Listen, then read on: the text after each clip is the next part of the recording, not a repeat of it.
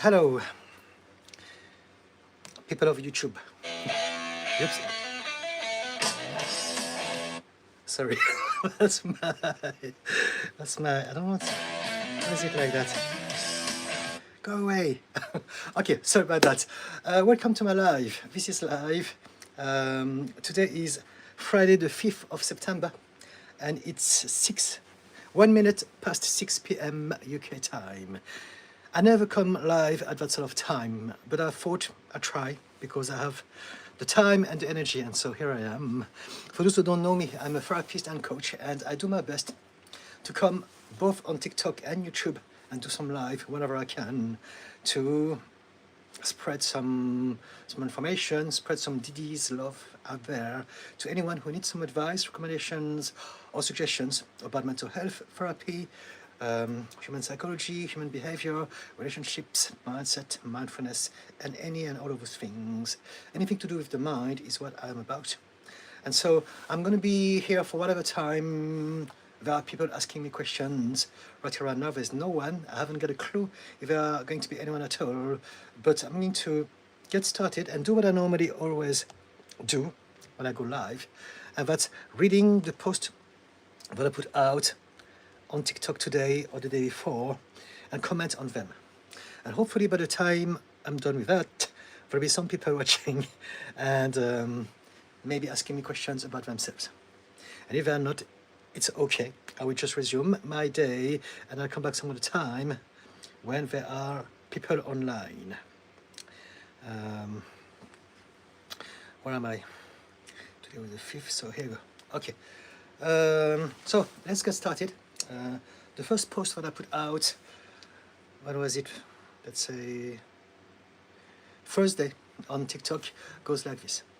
Authenticity triggers those who are too scared of being authentic. And so this is to highlight how we all have a version of us that wants to come out, and this is who we should be to live the life that we should live. However, very often we are prevented from being ourselves. And that's because it takes a lot of courage in a very uniform society to be ourselves. And so essentially, people who are scared of being authentic themselves, people who have been oppressed and unable to express themselves, are not going to allow anyone else to also to be themselves. And so this is basically a vicious circle. And we want to break those cycles and those patterns and realize that we come into this life to live our life, to live our human experience, and to find out who we are. And so finding out who we are, speaking out our truth, expressing ourselves, doing things that feel right to us is paramount to our human experience. That was the first post. Second post goes like this. Let go of the people who let go of you. And so this is to highlight how some of us, we have some patterns of behavior when it comes to relationship that are maladaptive. And so essentially we had a childhood that was difficult. And we didn't have a lot of love. And so we understood, we believed that the love that was available to us was limited, was conditional, and came with a lot of pain and manipulation and lies and cheating and any of those things. And so because of that, now in adulthood, we're going to not only find and seek people and allow them, but we're going to invite people who are reminding us at an emotional level about those people who looked after us when we were kids. And now, even though they are quite horrible to us and they may decide to abandon us, we are holding on to them because we believe that it's the only sort of love that we deserve, essentially. And it's not just about our partners, we're talking about families as well. Anyone who has dysfunctional families, narcissistic parents, they tend to seek validation and praises and acceptance from people who have never given them any. So it doesn't make any sense. But we are operating from a system that is emotional, that doesn't make sense from here. And then the next post that I want to talk about is this. You can only forgive others to the level of which you have been able to forgive yourself. And so this is for everyone, but especially for those who are helping others in my profession. And it's very important to realize that we can only give what we own. And so when we feel that we want to forgive someone but we can't, it's because we have not been able to forgive ourselves yet. And so, yeah. So there are many different angles to that, many different level of depth. If you want to talk about this, we can address the subject. Otherwise, we can talk about anything at all. So there's some comments. I mean, to read them and see if there's any questions from anyone. Oliver, hi. Hello, Oliver. Watch Man of Doom, something red that looks like a hand. Watch Man of Doom, inspired. Okay, fantastic. Jelly Bean, hello, friend. I cannot stay because I have to drive to the next city. I just wanted to say hi and give my support. Thank you so much, Jelly Bean. I appreciate your support. Oliver, hi, hi, hi, hi. Okay, Jelly Bean, please save this live so I can watch it later on your channel. Thank you so much. So yes, all the live that I do on YouTube stay on my channel. You can always find them on my live section. So you go on my profile, live, they're all there. So if any one of us come during those lives and ask me any questions, you can always replay it to retrieve whatever information I might have shared with you. Okay? I haven't got any specific topics, but yeah, let's see where the winds take us. Jelly Bean, all three of these topics are very relevant, so I would love to hear it later. Okay, I'm just reading some of the posts that I put out randomly, and so I don't have any specific topic. But I can continue. I can read the 3 posts that I put out yesterday, and hopefully that will inspire maybe some of you to ask me some questions about yourself. Okay, first post that I put out yesterday on TikTok goes like this.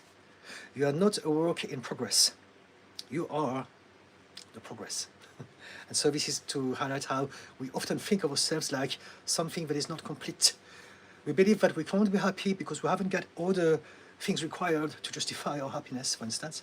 And we believe that we are constantly getting somewhere. And we forget that the whole point of our life is not to get somewhere. It is the very journey itself, the journey of growth, the journey of expansion, the journey of evolution. And so this is why it's so important for me to highlight that you are not a work in progress. You are the progress itself. You are the movement forward. You are the momentum.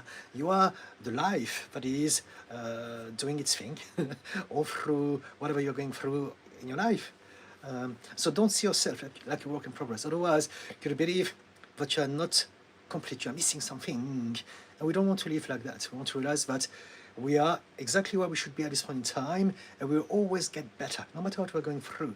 Even if we're going through some phases that are difficult, that are uncomfortable, that are distressful, it's still a part of our journey. And just like with any other bad situations, we will overcome and we'll get better human beings one day at a time. Next post goes like this. You don't need to be more mature. You don't need to be more childlike either. You need to know when to be mature and when to be childlike. And so this is to highlight how a lot of people say you have to grow up, be a grown-up, you need to be more mature. And other people are saying you need to be more like a child and enjoy yourself and be spontaneous and curious. And the reality is that we don't need to be this or that. The reason why the world suffers is because most of us have been conditioned to function on a black and white mode.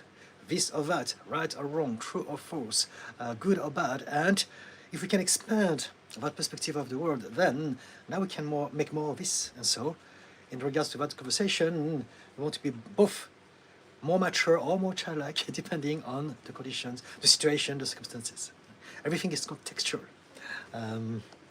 Sometimes there are times where we need to be more mature, as in more focused, more utilizing our rational intelligence. And some of the time, you want to be more spontaneous and just enjoying anything, being excited. Those are great things to experience and live. And finally, the last post that I put out yesterday goes like this.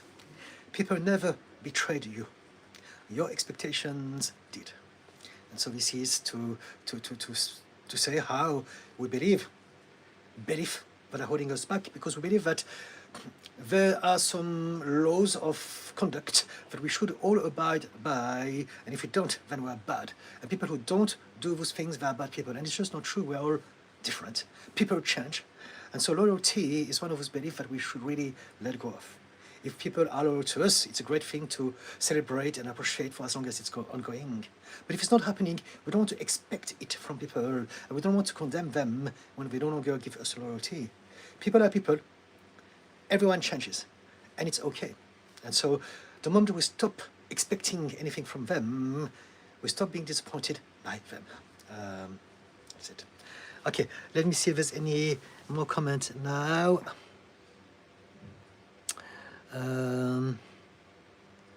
Jelly Bean, always will support you. Thank you so much.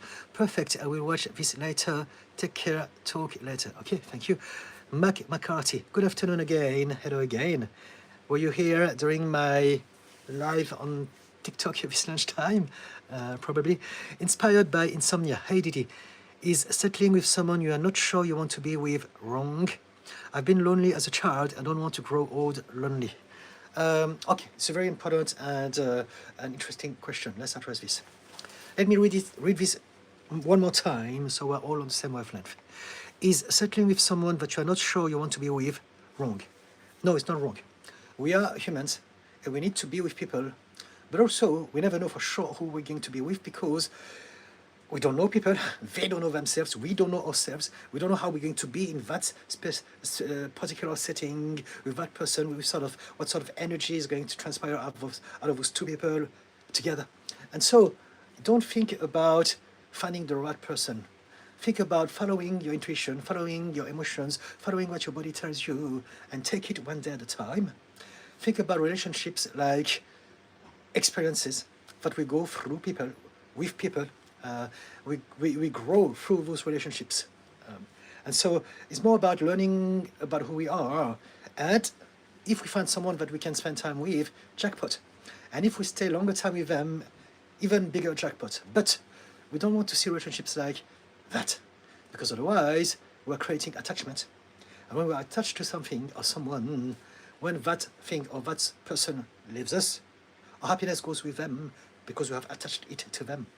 And so what we want to do is to realize that we are in here, in that relationship, for the experience, for the moment, for the feelings, for the emotions, for the new memories that we are creating today, and that's it, nothing else. And every day is a bonus. And then again, if it goes well, it's good. If it doesn't go well, it's also okay. No one is guaranteed to have a relationship that's going to work. If anything, we must accept that relationships are not meant to last. This is the biggest fallacy of the human fantasy projections. Relationships are not meant to last. They are no more or less than... So we're going through our journey, and everyone is doing the same. And we're going to cross people's path. And with some people, we're going to do a little bit of working together. But at some point, we will part. Most relationships, the vast majority of relationships don't end together. So either we leave them or they leave us, or we transition to the afterlife before them, or they do before us. It's very rare when people are, even when they are happy, that they die at the same time. And so there will be a departure, there will be a separation. This is a given from the beginning, and we must accept this. So that helps with grieving as well, if we can have that in mind from the beginning. But really, relationships are a mystery, and we don't want to try to understand the red flags and the green flags. Just listen to your heart, listen to your intuition, and take it one day at a time and see what happens. And very often, for many of us who have baggage, we will realize that those relationships are there to teach us about ourselves and what things we must address about ourselves from our past so that we can change. And so as we change, we're changing our way of being with people. We're going to change the energy that we share with them, and it's going to impact our relationships as well. But we don't want to look at the relationship as the solution or the problem. They're just experience. And we are the catalyst to anything that happens. So we want to address ourselves. Why am I reacting like that? Why am I feeling like that? And yes, at some point, we do some work on ourselves, and we have reached a level where we can finally attract someone that is at the same level as us. And we can then work together, heal together, go on a journey together, and create something together. But until it happens, for the vast majority of us, you don't want to think about yourself like sitting with someone. You're just sharing something. Maybe you are sharing a flat, a house. Maybe you are sharing a space. You're spending some time together, and it's okay. But there's no real commitment. There's never any commitment, but but what we say and think in the moment. And I believe that you know it, anyone knows it. We all know that relationships are extremely precarious and ephemeral and all down to luck. We don't choose our relationships. We don't choose anything. Even, I was thinking about it today, even the people that we are partnering with, we don't choose them. We don't choose our partners because we are driven by emotional impulses that are to do with how we perceive ourselves and what sort of people we believe we deserve in our lives. And so I wrote a post about it today. Where is it? Just bear with me, please.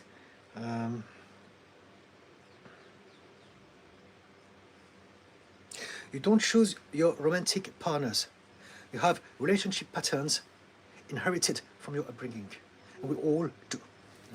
So when people say, you must choose the person that you are with very carefully because they are the most important person in your life, it's just rubbish. We can't choose.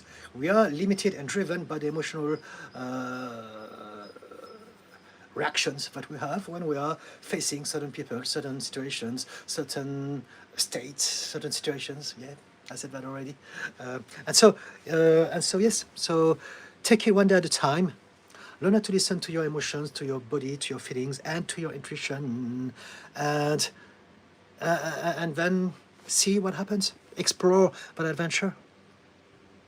We are never sure about who we are with. Even people who've been for 10, 20 years, 50 years, I don't know, with people sometime, they end up separating and telling people, I don't know who that person is anymore. Sometimes we live in our own bubble and we have an imagination of what is going on the other people's mind. And we find out after 20, 30 years that it was never that, or it's no longer that anymore. And so, yes, just take it with a pinch of salt and make the most of the ride. That'd be my advice. You say, I've been lonely as a child and I don't want to grow old lonely. But you are saying something very important here. It's true that we don't want to be with someone out of despair. We want to be with someone because we want to be with that person. Because there's something about that person that is stimulating us positively and exciting us and making us happy. And so this is now, we're talking about the reasons as to why we do things. Whatever we do is never as important as the emotion that drives that thing. So it's never about what we do. Everything is contextual. There's no right or wrong, good or bad. It depends. And it depends is down to the emotional energy that is driving that action. And so some people are in love with someone, they want to stay with that person because they feel that is the right thing to do. They're excited to see their face every morning as they wake up and every night as they fall asleep, and whatever they do in between is great. Some people are with others because they're scared of being alone, and this is not a good way to do this, because that will invite people who are also having a wonky relationship with themselves. And so now we have two people who are not very well connected with themselves, and that creates a lot of openings for discords and clashes and misunderstanding and missed expectations and all of those things.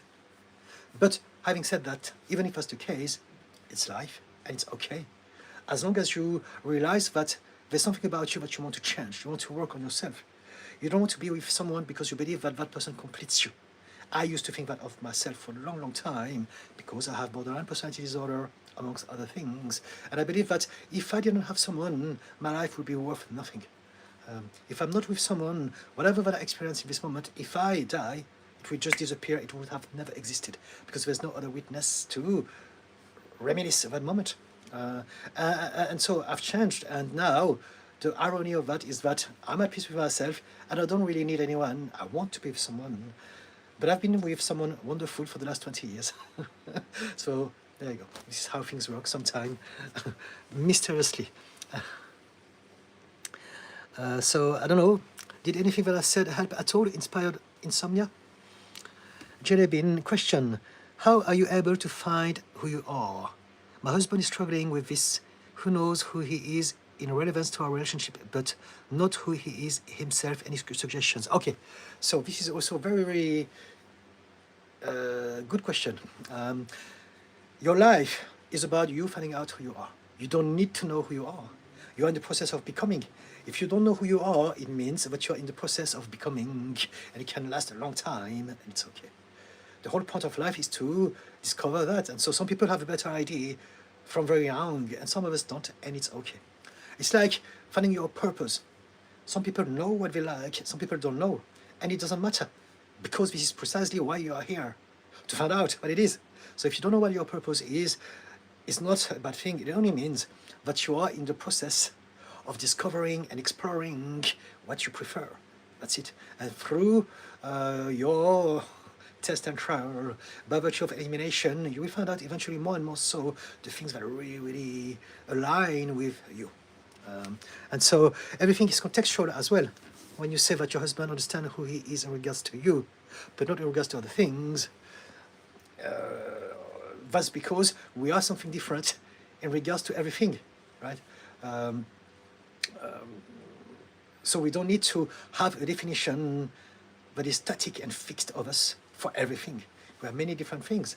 I know who I am as a person in society in regards to my job, my career, the things that I do, but and I understand that in other places where all those things are irrelevant, I am something else, and I'm okay with that. Generally speaking, when we need to know who we are always and have a clear definition of who we are, what we like, what we dislike, it's because we need to control reality. We're worried about the world and we need to have some sort of map. And the best way to do this is to know who we are. If I know who I am, if I know my personality, then I know what world I'm living in. Because the world that we're living in is always in relation to who we are, as in our personality, right?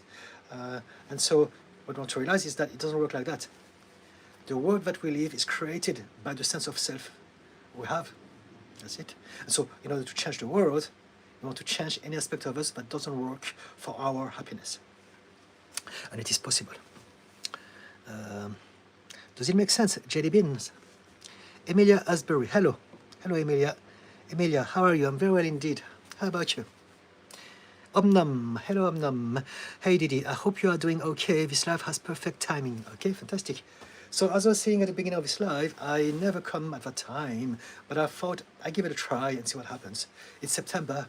I think it's good to try different things in September. So here it is. Here it is. I will still come live tomorrow, Saturday, in the afternoon, maybe 4 o'clock UK time. But I might add now one evening weekdays on YouTube. I want to push my YouTube channel a little bit more. So yes. Okay, there's a comment here. I am not okay today. Let's talk about this. I am sad and angry because of something that happened to me a few weeks ago. Okay, let's talk about this. I tried and painted for a couple of hours and I need to cook dinner still.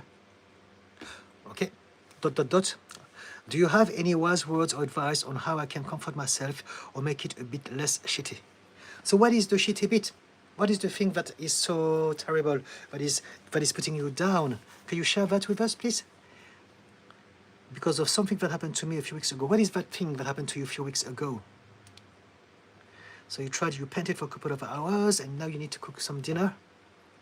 What is that thing that happened to you 2 weeks ago that is so big, that is still hurting you? Would you mind sharing this with us? But even before you say anything, you know what, it happens 2 weeks ago. And I want you to realize that whatever happened in the past doesn't exist anywhere else but in your mind, right? There's a story that I often share, and that goes back to many years ago, when my husband was still a hairdresser. And so that was a long time ago. But one day he came back from work and he was very upset, very angry. And he said to me, I can't believe it. Today, a client told me that I was a shit hairdresser. So basically, he had a client who was not happy with the haircut that he's done to him. And my husband was a hairdresser by trade and very proud of his skills. He was very looked after. People always said that he was very good at what he was doing. And then he told me about that guy. I can't believe, how dare he say that about me. So I was, all right, vent, let it out. It's no problem, it happens. And then the next day, he was still talking about it. So I was listening to him, thinking, oh wow, this is really, really, that was very traumatic to him. But then after 3 days, he was still angry. So I said to him, do you realize that this has happened 3 days ago? The person who said those things to you that annoy you so much, he must have probably forgotten all about you. And this is the irony. The anger lives with you because of him, but he doesn't care. That guy probably has forgotten your very existence altogether, and yet you're still thinking about it. In that moment, he decided, it's true, it's ridiculous. And he let it go. And he was able to move on. So realize that whatever aggravated you 2 weeks ago could be similar to what I say. Maybe just think about the people who did that to you. Maybe, so I don't know, this is why I need you to tell me what it is, right? But very often we hold on to anger and resentment, and we forget that life goes on. And whoever was involved in the situations, they probably don't think about it anyway anymore. So why would we? Why would we carry that burden inside of us when they don't even care themselves? So I don't know, does that help? Or do you want to share with us what it is that happened? Admiral Lasagna, your videos always hit me when I need it. Thank you, you're awesome. Thank you so much, Admiral Lasagna. Great name, by the way. Valerie Delgado, I was living in freeze and phone for most of my life. I moved away from family and learning to process all that time. Okay, how can I visit family without bringing up feelings of trauma? At the moment, if you're looking after yourself, I would suggest you not to see them. You don't have to see them. If they traumatized you, if they hurt you, if they belittled you, they are not your friends. They are your family. And so you understand that they are, in society, important to you. But from your emotional mind standpoint, you feel hurt, you feel scared, you don't feel safe with them, you don't feel seen, you don't feel heard, you don't feel accepted, you don't feel supported. So there's nothing for you here with them. So you don't need to see them.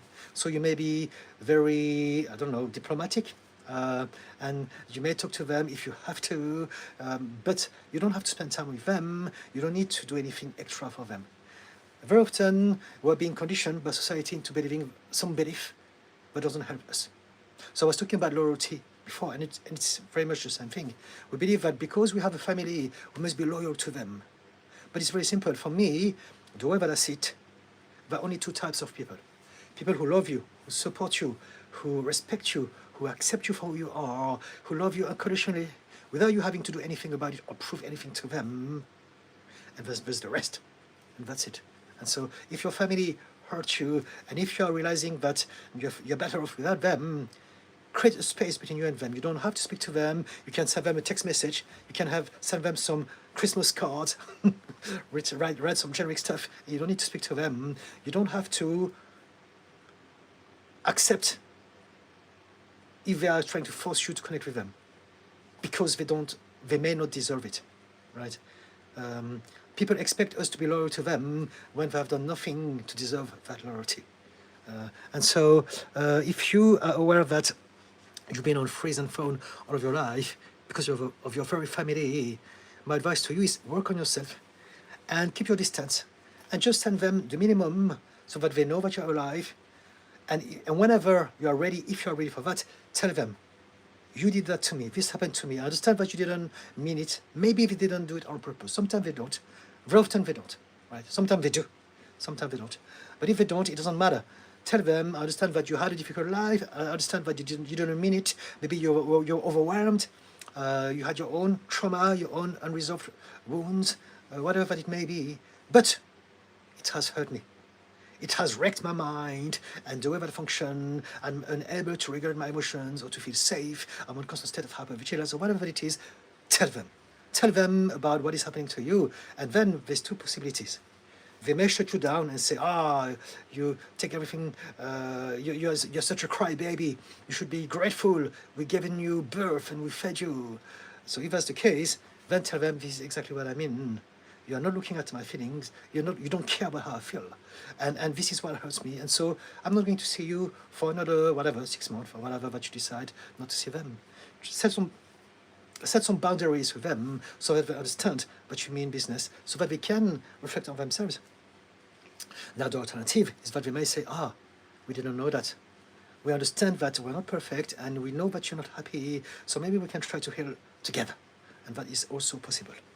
But that is the least likely scenario in most cases, I've got to say. Does it make sense, Valerie? You don't need to visit them if you don't feel like it. Sometimes we have some guilt. We're thinking, I should go in there because they're sick, they're ill, they're old. But you must listen to your emotional mind. This is your child.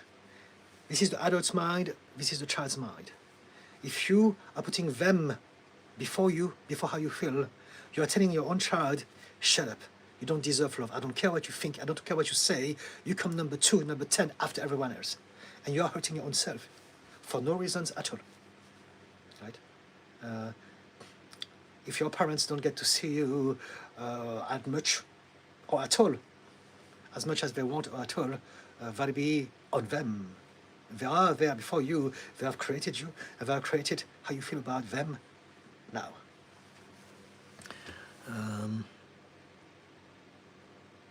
Does that help, Valerie? Inspired by insomnia.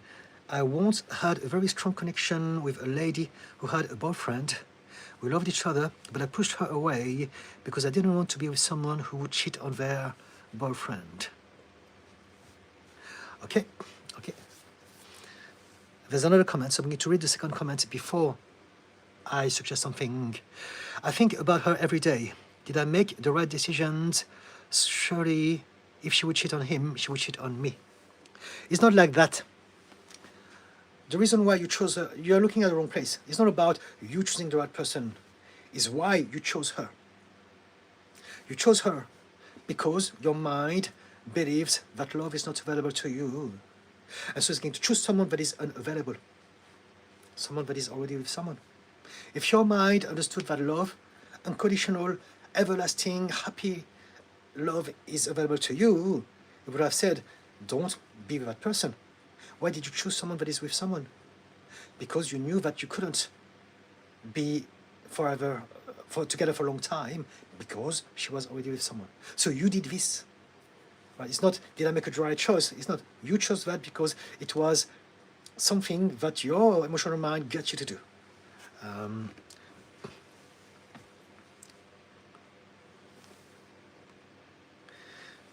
And this is actually quite a common thing when we have grown up with caregivers who didn't love us unconditionally. Then we believe that love is not available to us and we need to only attract and allow people in our lives that are not available, that are difficult, that are problematic, or that are with someone already.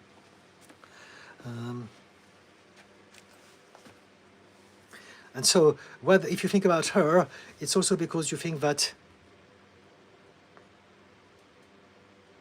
it's also to do with how you see yourself in regards to relationships. So it's a different angle, but it's still to do with how you believe that maybe even that love that you have decided to stop is not available to you. And so you're thinking, I wished that I could be with them. And what you want to do essentially is to change your sense of self. Change how you see yourself. Change what you believe is available to you or not. And it's a big task, but it's possible. And that's why you want to focus your mind on. Ishka, something helpful for me is the distinction between relatives and family. Okay, so that's fair enough. People have different systems, different words. But yes, I get what you mean. Sometimes you can find a tribe of people that are not blood related and they're your family. Because they see you, because they accept you just for who you are. You have found your tribe, and they are more important than people that you were born with, that you happen to be born in the same house and have the same blood. And it doesn't mean anything if there's no actions to back up the concept of family. So yes, I understand what you mean, right? It's relatives and family. Yes, I get it. Yep. Motivation to strive. I am having a medical exam. Anxiety for Monday. I'm so scared. I do watch your videos from time to time. Any advice? Sorry, it's not topic related. It's okay. Everything is topic related. I'm addressing everyone. So let me try to understand. Basically, you have a medical exam and you have anxiety about it and it's on Monday and you're scared. Okay. So what I want you to realize is that Monday is far away. Today is Friday. So there's Friday night, there's Saturday, the whole day, Sunday, the whole day, and then there's Monday. And so if you think about, what am I going to do, bad things are going to happen, you're just imagining the worst possible case scenario. It's an imagination. No one knows about the future. I don't, you don't, no one knows. And so when you are worrying about what may happen on Monday, you are using your imagination very poorly because you are creating a scenario that is making you feel terrible about yourself. There's no way you can know what happens. So thinking about it will not make you feel better. If anything, thinking about it, the way you think about it makes you feel worse, right? You say to yourself, you're having some anxiety just thinking about it. And so what I want you to do is to imagine the best possible outcomes. Imagine, tell yourself, what if everything goes well? What if I succeed? What if I know all the answers? What if things are super simple and easy on the moment? I remember exactly, and it just flows, and I enjoy the whole process. And by the end of the day, I know that I have nailed it. What if? Entertain that in your mind instead, because since it's only imagination, you might as well make yourself feel better about it right now. And also, if you feel better right now, what you're going to do, you're going to be more able to enjoy yourself, but also study. If you're going to study more for Monday, you want to optimize your brain power.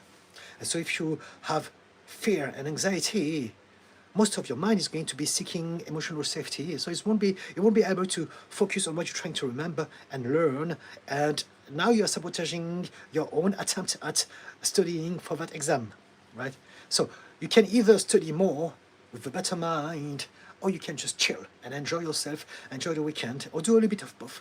And realize that when you are enjoying yourself, when you're resting, when you're doing things that are creative, that are stimulating you positively, that are fun, you're also allowing for your brain to put in order all those informations that you're going to use on Monday. It's going to discard whatever doesn't work. It's going to structure things in a certain way. It's all happening on its own. But for this to happen, you must enjoy yourself. You must rest. You must chill. And by chilling, I don't mean chilling physically only, also mentally and emotionally. And that's why doing things that you enjoy is so important. Right? A lot of people, they take some time off and they rest physically, but they're still thinking about their worries, about exam, work, whatever. And because of that, they don't really rest. As far as the mind is concerned, without a lot of strain, it keeps on going. And so my advice to you is to realize that whatever you think about Monday is just an imagination, and so choose better scenarios so that you can either have a better brain to study for Monday, or so that you can rest, so that whatever that you have studied up to this point will come in a better package on Monday when you need it the most. I hope it makes sense. Does it? Motivation to strive? Valerie, yes, it makes sense. Thank you. Fantastic, Valerie. Thank you. Missy Peters, just started watching your videos. Wanted to say thank you for the wise words. Thank you so much. I'm going to start to resume long-form contents on YouTube. So just so you know, I just bought some equipment. And so I've been wanting to do this for a little while. But I think September is a good month to do this. And so Monday, I'm going to start to record a handful of long-form videos, and hopefully from the next Monday I will start to publish them. So just, if you like those things, subscribe to my channel and continue watching my stuff. I will keep on putting 3 short videos every day, but also hopefully 1 or 2 long videos per week. And I want to go live twice a week. So I'm going to push YouTube a little bit more. So if you enjoy my stuff, now is a good time to spend more time together. Because also the things that you ask me, I could use them for my long-term videos. I can use the subject. If you have any questions, things you want me to explore, just ask me.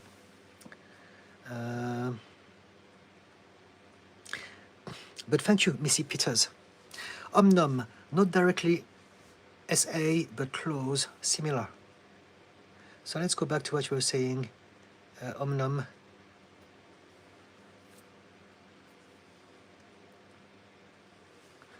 You've been abused physically, right? In an SEX actually kind of nature. So if that's the case, did you go to the authorities? Did you seek some justice? Did you speak to the police? How bad is it? Did you address the person, the perpetrator, the person who hurt you, who did that to you? When we are going through some very challenging experience, it's very important to find solace from that situation. And so we must address it instead of ignoring it and hoping for things to vanish on themselves. They don't. If we don't address those things, they just accumulate, and we develop the habit of allowing for more of those things to keep on happening in our lives. And so did you address the person who did that? Did you go to the authority? Did you do anything about it? Om-nom? Motivation to strive. Wow, never thought of it like this. Thank you so much. Fantastic. Thank you. So I'm glad that this was helpful to you. Mick H. said hi. Hello. Inspired by insomnia. I'm always very harsh on myself and negative in my head, but I try and be positive to other people. I am 31. Is it possible to change the way you think and analyze the world when it's the only way you know? Yes, it is possible. Absolutely. There's nothing about the way your brain functions that cannot be changed at any stage of your life. Whatever that we do are just habits. We have habits of thoughts, habits of emotions, feelings and sensations, habits of actions, behavior, reactions. They're just habits. So what we need to do is to find out which habits serve our well-being and happiness and which don't. And so we can address them. So when you are harsh on yourself, that's because some people in your past have been harsh to you. And there's a part of your mind that believes that those voices are useful to you. So it's keeping you repeating those things that they said to you in your head, and you forgot that it's not your voice, it's not your fault, it's not you bullying yourself. It is an echo of the people from the past that are still reverberating in the back of your head because your mind believes that it is needed, it's necessary, it's useful. It feels that it's going to protect you. And that's the only reason you are so harsh on yourself and self-critical, because you have not upgraded the system that you put into place when you were younger. And it has gone out of control. Now it has evolved, and it's so much bigger. And it's your inner critic. You're putting yourself down. You are able to be kind to others, but you can't be kind to yourself. Because there's a part of you that believes that you are not safe, and you need to be reminded, I'm not enough, I'm not capable, I don't deserve the good things in life. So it's protecting you. So you can change this. Yes, you can absolutely change this.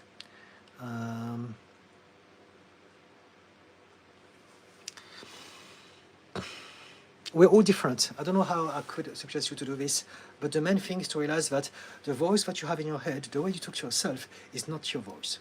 It's just a program that is, again, the echo of the voices of some people in the past. So the first moment you realize this, you're thinking, I don't need to speak to myself like that anymore. It's not needed. You can start to talk to yourself the way you would talk to your friends, right? The way you talk to yourself, you would never talk to your friends like that, and yet you do. And so do the opposite. No, do it for both. Don't talk to yourself, to your friends, the way you talk to yourself. Talk to yourself the way you talk to your friends, with love, with acceptance, with compassion, with support, with patience. Do this because you can do this with others, so you can do this to yourself. Learn how to do this gradually. But learn how to be your best friend, be your coach, be your mentor, be your loving parent that you may not have had when you were younger. Be that version that you needed. Be that person that you needed when you were a child. Be it. And realize that you can be the adult and there's a child, and you can tell yourself, I feel like that because I've been hurt, but it's okay, because I'm here now, I'm in charge. I'm going to look after the situation, I'm going to solve it, we can do this together. You and your inner child, I mean. Learn how to be kind to yourself gradually. Talk to yourself in a supportive way. Praise yourself. Congratulate yourself. Celebrate the wins, the little wins, all the little ones. Look at yourself in the mirror and learn how to appreciate some things about you. If there's anything that you believe is holding you back, tell me now what it is, and we can address this together. Do you believe that you are not smart enough, that you are not good-looking enough, that you are not important enough? Whatever it is, we believe something because this is what our parents have told us, or whoever looked after us, and the voice stuck in our mind, and it's hurting us now. Omnom. No, there's no proof, and I already have trauma from police being shot to me, and I couldn't confront the person because they are an alcoholic, and I cannot find them sober. Okay, so I need to understand your situation for that. If there's nothing that you can do, instead of what you can do, what can you do? What can you do about this? Are you going to meet that person again? Is it going to happen to you again or not? Can you share this with me, please? There is something you can do. There's always something that we can do. We just need to find out what it is. If you don't have proof, I get it. If you don't like the police, I also get it. If you can't confront the person because they're an alcoholic, you can avoid them.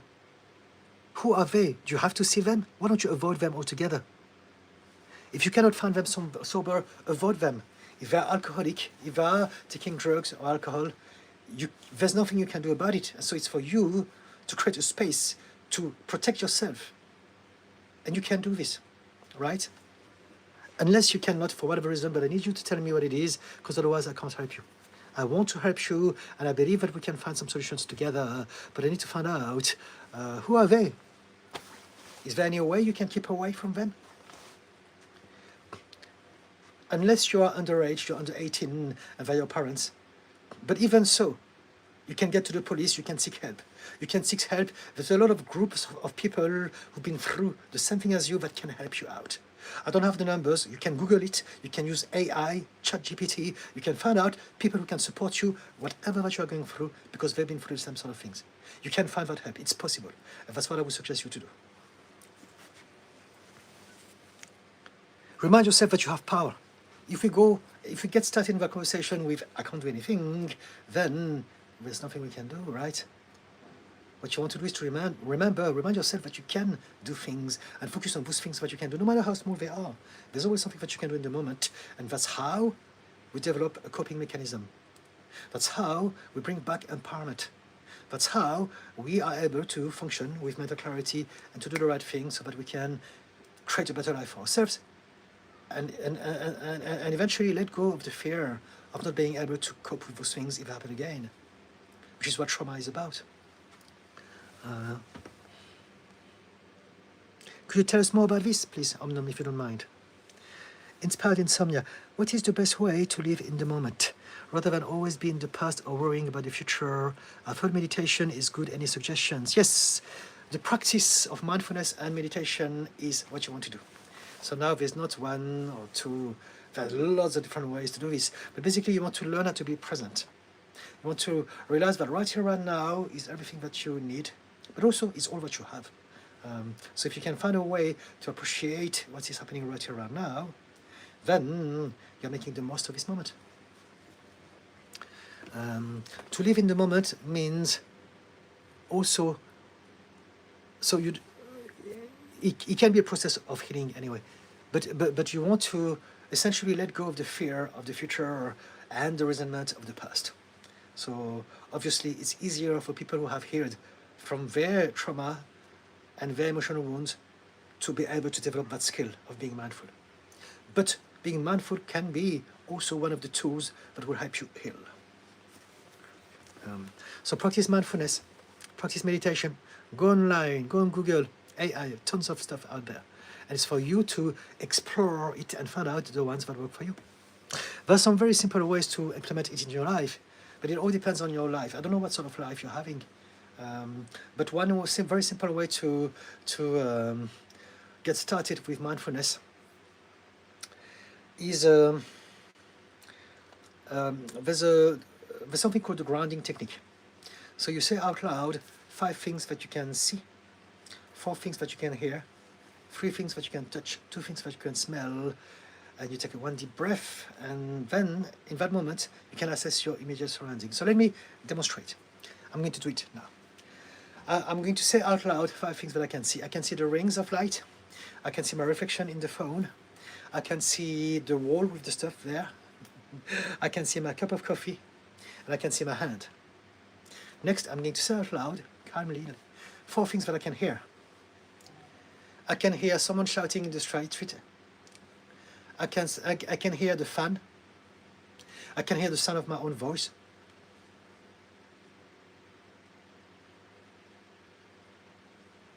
can hear a car outside in the street. That's 4. Taking our time. Next, I'm going to touch 3 different textures and name them out loud. So first, I can touch the porcelain of my mug. That's 1. I'm going to touch my own skin. I'm going to touch my shirt. 3. Next, I'm going to smell 2 different smells. So that's the coffee, and that's my perfume. 2. And next, I'm going to take a deep breath in and squeezing all the muscles in my body and going like that. Let go. And now I'm going to look around. Am I safe? Is everything peaceful right here, right now? Yes. Is there a wild animal about to attack me? No. Is there a burglar trying to break through the door? No. Is there a zombie who wants to eat my brain? No. I'm safe. How about my body? Am I burning? No. Am I drowning? Am I freezing? No. Have I been stabbed? Am I bleeding to death? No. I'm fine. Everything is absolutely fine right here, right now. And now the next thing, I can be grateful. Okay, so now, right here, right now, what can I appreciate about now? I love my flat. I love I love my life. I don't know. I love that in this moment, I'm not cold, I'm not wet. I have a lovely coffee. I'm talking to you guys. I enjoy doing this. There's so many things for me to enjoy right here, right now. And so just like that, I am in the present, I am in the now, and there's nothing else that I need. That's it. It's that simple. So try this. There's a lot of things you can do, but that's just one of them. And it's basically to remind you that everything that is close to you is your reality, as opposed to what you think about the future or the past. Right here and now, you're fine, you're safe, and you may even find happiness if you can practice gratitude. Does it help? Inspired insomnia. I always felt like the ugly duckling. I have 2 siblings who are very attractive. People made fun of my looks. I've grown up and blossomed now, but I still talk to myself badly. All right. So you talk to yourself badly because you are still seeing yourself from the perspective of the people who put you down. So now what you need to do is to look at yourself from your own position, who knows that you are no longer an ugly duckling. Right? If you look at yourself from the position of your siblings or your parents or whoever put you down, you will always see someone that is ugly. But if you look at yourself from your own position and you realize, I'm no longer like that, and also, they're just mean. Everyone is different, everyone has their own beauty, and it's okay. And so now you can see your beauty, all right? So you don't need to talk to yourself badly anymore. You see, you say yourself, you have blossomed, so you're no longer the ugly duckling. So learn how to look at yourself under that perspective, through those filters. Tell yourself, gosh, I love who I have become. I love my face, I love my body, I love my voice, I love my energy, I love my smile, I love my eyes, whatever, whatever that you like about yourself, and more, I love my talent, I love my kindness, I love my intelligence, I love whatever that is good about me, and really make that. Praise yourself, highlight the good stuff about yourself, and the more you do this, the better you will feel about yourself, and life will become much easier. You don't need to be mean to yourself anymore. You never need it anyway. You just did it because you believed that you needed it, but you don't. We all do this. We're unkind to ourselves, and very often we're also unkind to others. We don't even realize this, and it's just a habit. The whole society has been conditioned to be that, and there's no need. We can learn how to be kinder to self and others. This person is in my neighborhood, and I have told my male friends that also knows the person. It's not going to happen again because I won't let it. Okay. I have a pub right downstairs, and it's the owner of the pub. So I walk past him multiple times a day, but I'm safe because I take care that I'm never alone with him. Okay, so it's good. So you have a system now. So that's good. So think to yourself, that was a lesson. It was annoying. It was traumatic. However, I've got a system. If he gets close to me, I'm going to be with someone.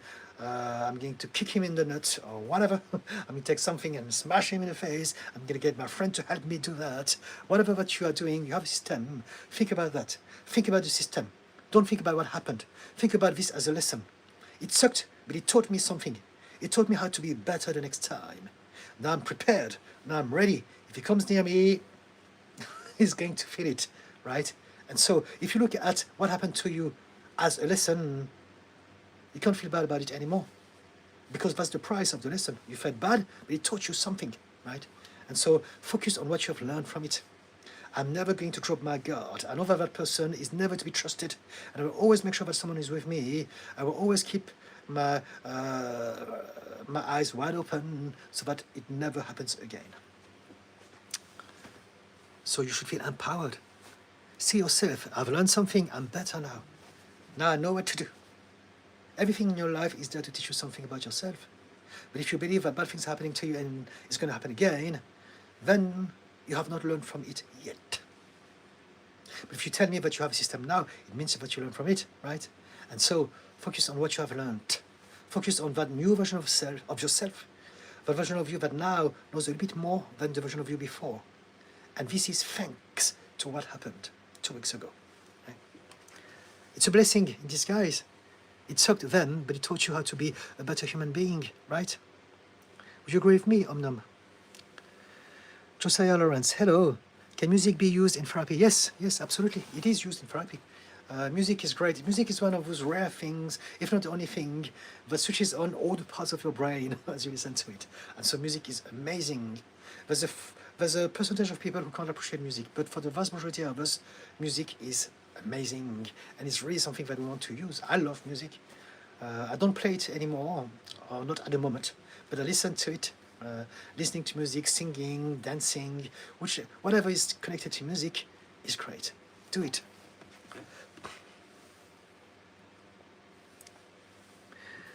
Petra Guzik, hi man, thank you for your content, much appreciated. Thank you, Petra. MMZ channel, what's RTT therapy? RTT stands for Rapid Transformational Therapy. It's the system that I use with my clients in my practice. It's a blend of hypnosis, regression, and belief reframing at a subconscious level. It's like hypnotherapy on steroid. And so we go back into the memories of the past, and we address someone's personality and sense of self from the episode of the past that affected them so much that it has affected the sense of self and personality. The way I explain it is that there's no such place like the past, so we can never go back into the past. Where we go back is into the memories of the past, and basically we are how we feel when we replace certain memories from our past. So by changing the emotional intensity of those memories, now we are changing our personality directly. We're changing who we are, how we see ourselves. And so this is what we do. We address people, problems from the subconscious mind. All of our problems don't live there, it lives here. This is why talking therapy don't make such difference even after 10, 20 years. Whereas RTT is one of those transformative therapy, hence the name, Rapid Transformational Therapy. And we change how people feel, how they see themselves, how they're going to react to stress, to adversity, to certain thoughts, how they're going to reframe the perspective of the world and themselves in the world. This is what we do. So yes, if you have interest in that, ask me and I can explain how I would use it for any specific cases. I've been doing it for 8 years now. Omnum, just watching you go through the stuff around you helped calm me down. Thanks. Aha. Okay, fantastic. Yes, Omnum. Thank you. Pumpkin Puff. Hi Didi, how are you? I'm very well indeed. How about you? Pumpkin Puff. How do I work on accepting myself and not feeling shame for who I am? For example, I talk a lot and sometimes can get a bit excited and seem childish about things. So whenever you see yourself as childish, it's because you are looking at yourself from the perspective of your parents or your teachers who told you that. If you look at yourself from their perspective, you will always have shame. You will always feel bad. So instead, change the perspective. Look at yourself from someone who understands that it's okay to be childish. Childish is not bad. You want to replace childish with childlike. What is a child? A child is open-minded. A child is curious. A child wants to grow, wants to try different things. A child is excited, stimulated, happy. It's great to be a child. Now there's a time and a place for everything. You don't want to always be childlike, but it's a great quality that you want to embrace every now and then. People very often are self-righteous, and they say, oh, you should grow up, be a grown-up, be mature. And they're just borrowing their old, their outdated, antiquated the way we think. You don't want to be old. You can grow and be wise, but you can be childlike as well. It doesn't. There's no problem with that. It's just some people have grown up in a system that made them believe that this is how you should behave, and if you don't behave like that, there's something wrong about you. It's their way of thinking. It doesn't have to be yours. You don't need to believe that. The way that I see it is that we are what we are, and whatever we are is great, as long as we're not harming anyone, and as long as we're doing our best to grow a little bit more every day. That's it. And so yes, if you need to talk a lot, talk a lot. If it's a problem to some people, then don't talk to them, talk to other people. Maybe they're not your type of people. Maybe some people don't like it, and it's okay. You don't want to change yourself for others. Be yourself, and then you will attract the right people. Some people would love you, would love to listen to you talking forever. I know it sounds weird, but I'm sure there are some people like that. Like you guys, I'm talking and you're listening. When I talk like that, my husband is like, shut the F up, because he's got autism, for him it's too much. We have other points of connection, but not that. But a lot of people love the things that I talk about, and there are plenty like you guys. So I found you, and you can find your people as well, right? Don't change yourself for others. Be yourself and attract, invite, allow the right people in your life. That would be my advice, right? And the more you do this, the more you will be telling yourself, this is me accepting myself. I'm choosing me. I'm choosing my voice, my authenticity, my truth. And then I know that by being myself, will attract people who would see me and love me for who I am. I don't need to pretend to be something else. I don't need to try to fit in. I don't need to try to impress anyone, to convince them, to justify anything. I'm just me. F anyone who doesn't get on with me, it doesn't matter. It's a big world out there. There's zillions of us, literally. Why would you waste your time and your energy with the wrong people? Right? Thank you for the little hearts. Does it help, Pumpkin Puff? Is that you? I think it's beautiful. People get excited. But that's me. And I'm sure there are a lot of people that you can find that are just like me. And like you as well.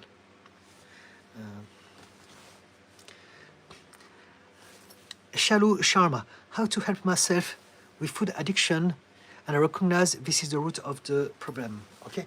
So when you have food addiction, basically, let me try to understand. Correct me if I'm wrong, but you are overweight, and you try to address this for a long time. You tried all sort of things, all sort of diet, all sort of systems, and nothing works. And so that's why you call it food addiction, right? And it's a thing. I believe that it is a thing. And so essentially, there are different ways to look at it, but we all have some emotional attachment to everything and anything. And for those who are struggling with food addiction, just 1 second, please. My watch is telling me to post my third TikTok post of the day. So I'm going to do it straight away. I have ADHD. If I don't do it now, I will forget it and I will never do it. So I'm going to do it now in front of you. Just bear with me, please. Okay. Post. Content with. Out. Done. Okay. So back to where I was. If you have food addiction, you want to realize that the addiction exists essentially as a coping mechanism. You eat whenever you're overwhelmed with stress, pressure, overthinking, anxiety. And so the problem is not the food addiction. The problem is that food is the system that you use to regulate your emotions, to regulate an overwhelm of stress. Correct me if I'm wrong. And so if that's the case, we want to address why, number one, you have food as a system to help you deal with stress, but also why you get stressed out so easily. There are two things. When we're addicted to something, the addiction is never the problem. The addiction is the solution to an original problem. And the original problem is anxiety, overwhelm, depression. It's a feeling that we can't shake off, and we get addicted because that gives us a break from that feeling. And so when it comes to addiction, we want to address both the fire and the smoke. So addiction is the smoke, the fire is the reason as to why we need an addiction in our life. So yes, food addiction is a real thing. It's a real thing because what it means is that we tried not to stop that thing, and we can't do it, no matter what we tried, even though we know that it's bad for us. So yes, we can talk about this if you want, but essentially, I need you to confirm that this is what you are going through.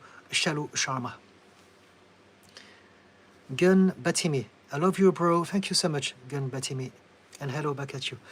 Ruby Two Shoes. Hi. Any tips for how to get out of survival mode?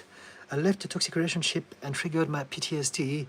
It is an uncomfortable experience. So if you have PTSD, you want to address your PTSD. PTSD is not something that you want to manage. It's not something that you want to live with. It's not something that you want to normalize or think that it's okay. PTSD is no more or less than you haven't been through something so intense that your nervous system is shattered and your mind is constantly in a state of hypervigilance and protection because it believes that whatever happened to you is still ongoing and you've got to stay on the edge, on your toes. So you can't live like that. This is going to exhaust you. This is going to develop into a lot of problems in your physical health over time. So I don't want to give you any tips to get rid of that survival mode. I want you to address the reasons as to why you're still in a survival mode. It's serious.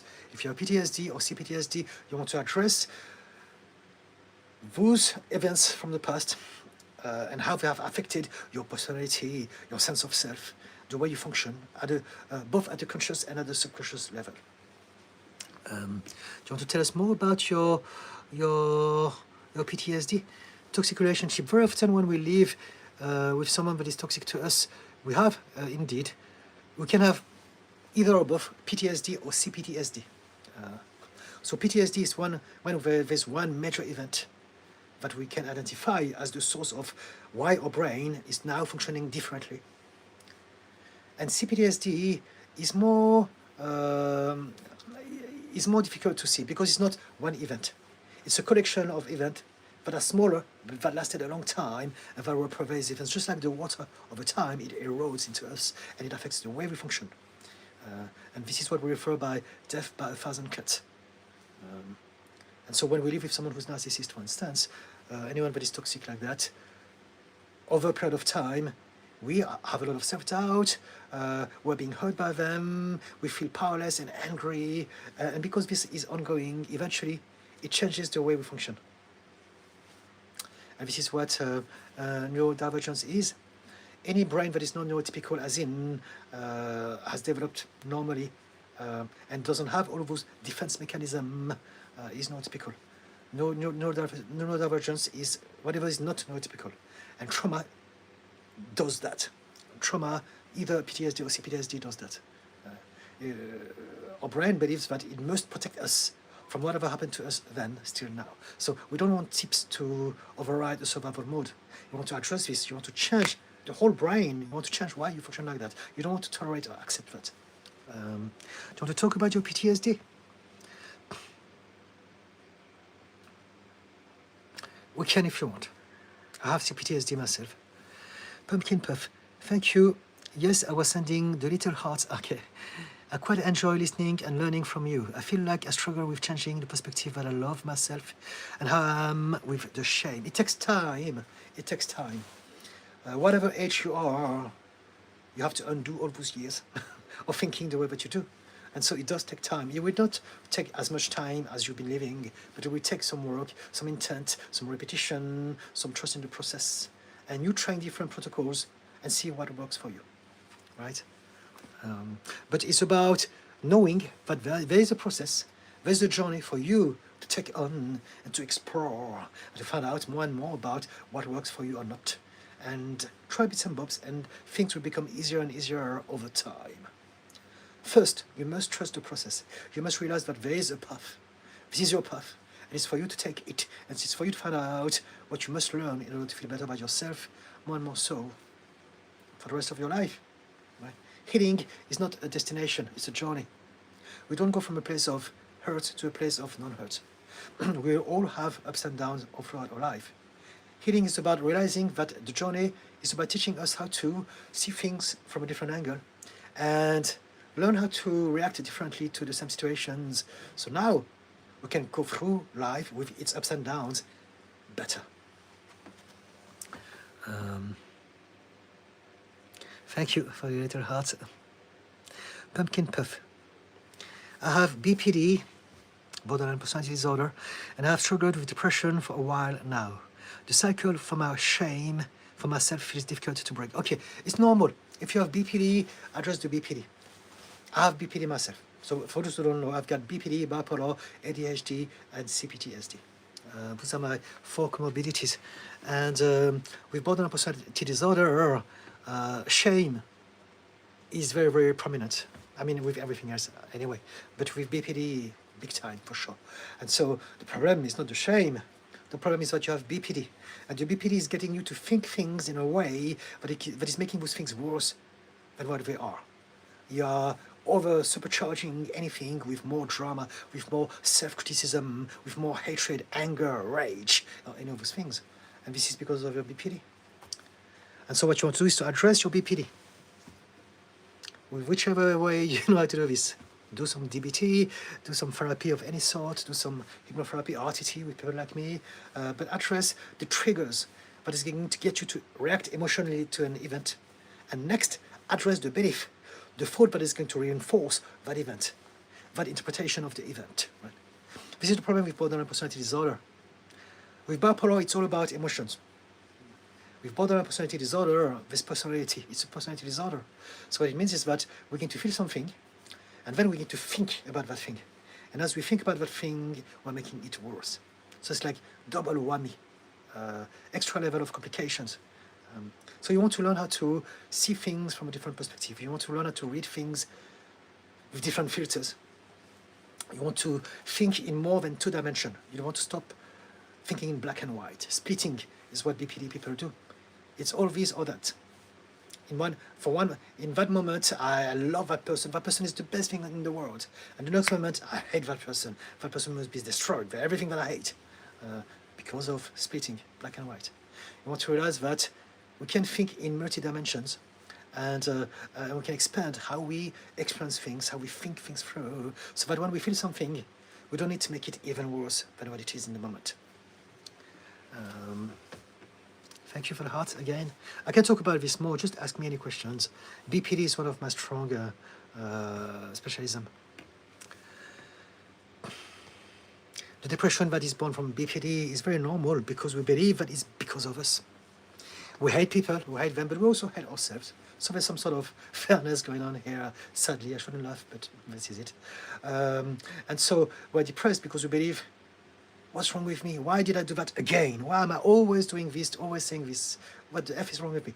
And it's very normal to think that because society has made us believe that we're the bad guys. And it's true that from their perspective, we are the bad guys. But if they could look at us through the lenses of empathy and compassion, we would understand that we've never chosen to have BPD. We've never chosen to be traumatized. We've never chosen to have a upbringing or childhood or education or parents or trauma, whatever that we had, that got us to have BPD now. We react because we don't know how else to deal with life. We've been programmed to react, to overreact emotionally to everything and anything, and to protect ourselves. The way we're going to analyze those things and think of those things is going to be dark, black. It's going to be very, very, very dramatic and exaggerated and corrosive, toxic. And that's why this shame and depression is not your fault, and you can change this.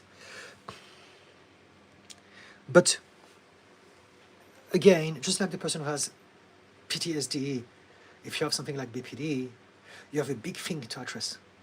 We don't have little hacks that are going to make your life easier. It's about addressing, doing your homework, and really going to the big thing and working at it so that we change the way we are, the way we see ourselves, the way we see the world as well. Ruby Two Shoes. That's how I've been feeling. I've been diagnosed CPTSD. The X was avoidant. I need to work on my own self-worth. I also have autism, so it's hard work understanding myself and to regulate myself. Okay. Mindfulness, meditation. Explore this. My husband is on the autism spectrum, and he loves, I mean, we've been doing it for a while now, but now he loves meditating. It's his happy place. And so if you can find a protocol that works for you, that can really be something that helps you with everything that you have to go through, Ruby.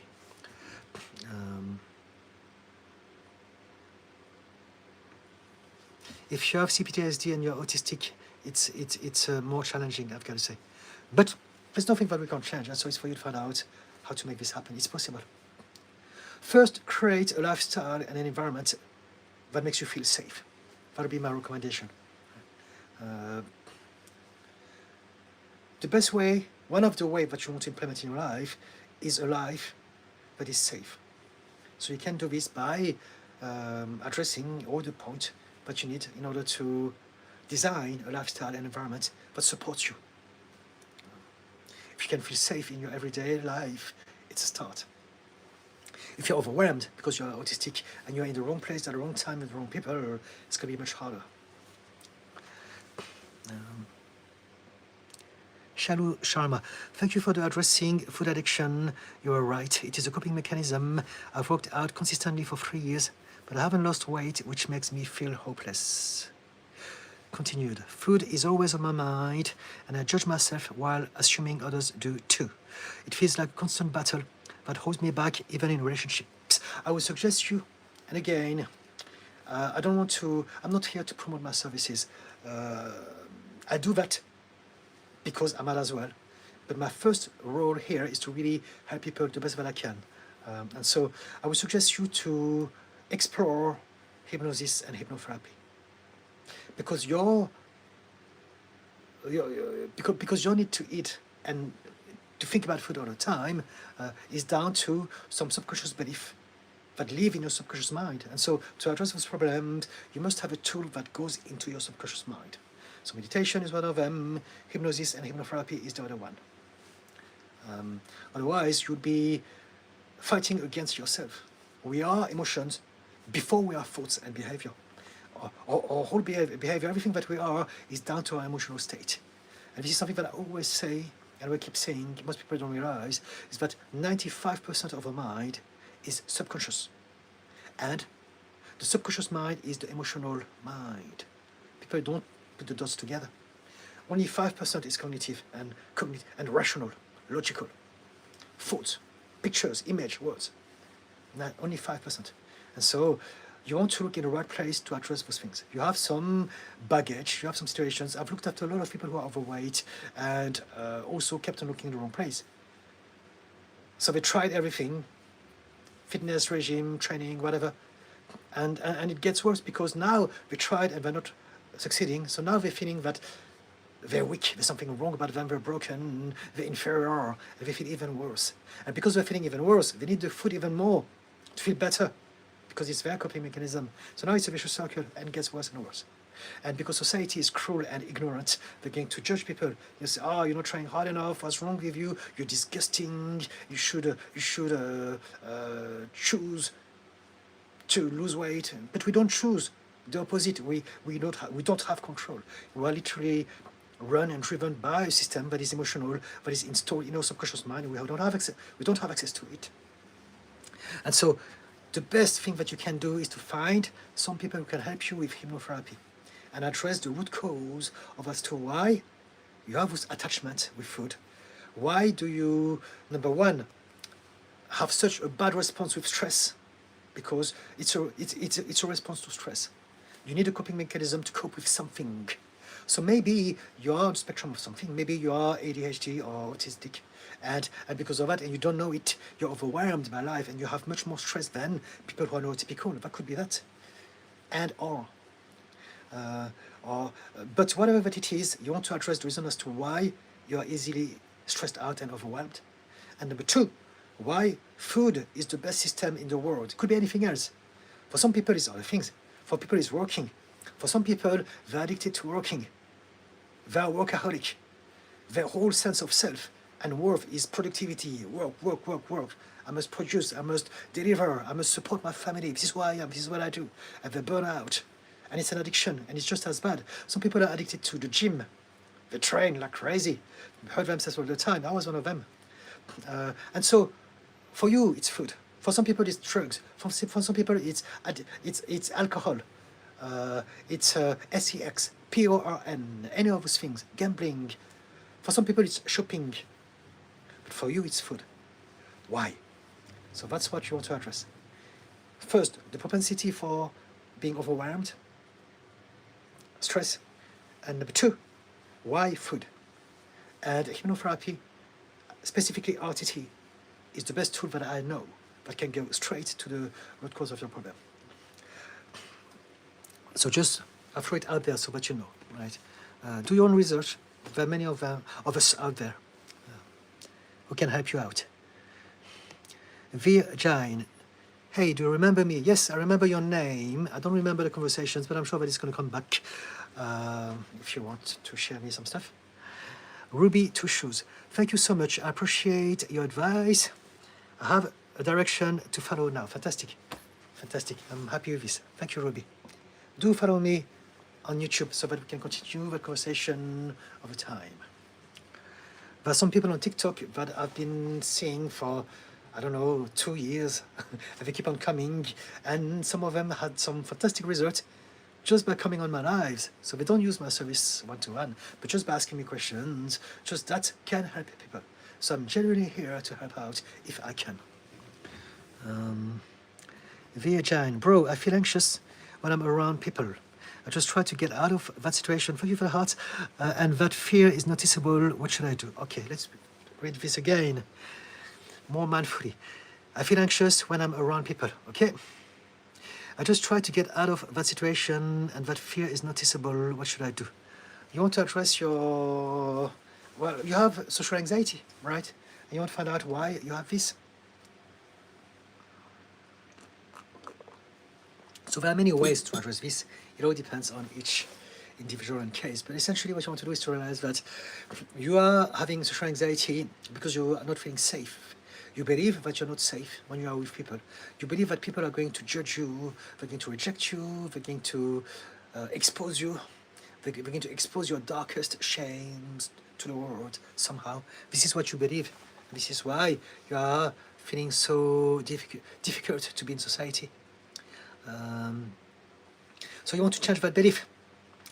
So if you could tell me what sort of thoughts do you have when you are around people? If you can share that with me, we can address those thoughts precisely, directly together. What thoughts come into your mind when you are with people that makes you feel anxious about yourself? Via Jane, can you share us with that? Can you share those things with us, please? Fancier T. Hi, hello Fancier. Pumpkin Puff. I really appreciated your response and I resonate with a lot of what you said. Fantastic, thank you. I am still learning how to restructure my thought patterns when I am splitting, but I don't know how to actually believe them. It's a process. There's a lot of things you need to learn about yourself. There's a lot of things you need to unlearn, undo. And so I wouldn't know where to get started because I don't know you. But if we can get to know each other, and you can tell me more about yourself, we can address things one foot at a time. And yes, it takes time. You know, you're still learning. Of course, it takes time. Just do your best every day and you're good to go. Focus on the progress. Fanciety, I have a question. Okay, there's a waving hand. Okay, I'm waiting for your question, Fancier. Pumpkin Puff, I feel very deeply and sometimes help can feel like digging in a wound. For that, I'm lying to myself. Let me try to understand this. I feel very deeply and sometimes help can feel like digging in a wound. Or that I'm lying to myself. I don't understand that. Are you saying that you find it difficult to ask for help? Is what you're saying? If that's the case, I want you to realize that we all need help at some point in our lives. That's what society is about. That's what humans are about. We are pack animals. We need one another. We've always done and we always will. And we're all there to help each other. So there are some people who are not so kind, not so nice. But there are many of them who are nice. And so for you to find out who are going to be able to help you and find them. And they help you and you help others as well in many different ways. We all do this and this is what society is about. Now sometimes we're being taught that you can't get help because you have to be strong, you have to be brave, you have to do everything on your own, and because of that, if we believe that, we're going to suffer in silence. We're never going to be able to be vulnerable, to ask for help, because we have shame. We're ashamed of that. I can't be weak, boys don't cry, or I can't let anyone down. They have to be proud of me. I always have to show them I'm the best, I'm strong, I'm a winner, and whatever. And because of that, now we're not able to seek help. But we all need help in many fields of our life or throughout our lives, and people need our help as well. It's an exchange, right? We all have different skills and talents, and this is what makes society.